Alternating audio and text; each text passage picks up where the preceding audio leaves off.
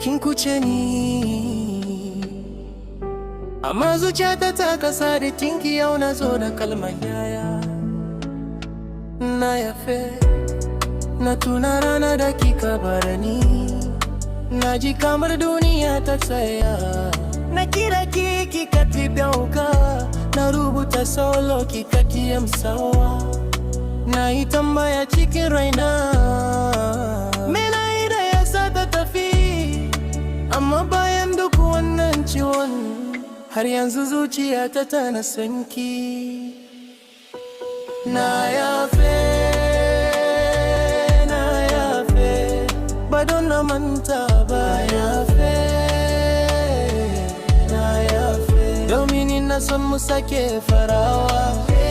Mu bar abin da ya wuce, mu gina sabuwar rayuwa.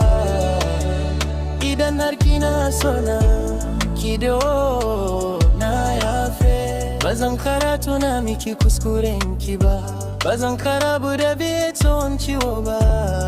Abinda nake so shine gobe, inda ni da ke za mu kasance tare.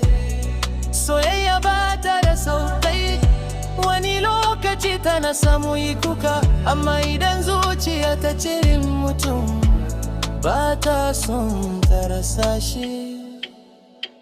Kiri ta nuna, mu fara daga farko.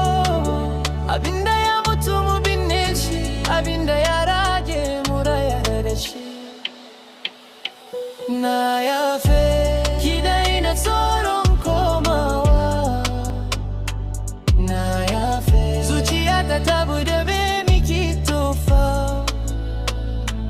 Na yafe, idan kina son ni ma ina son ki.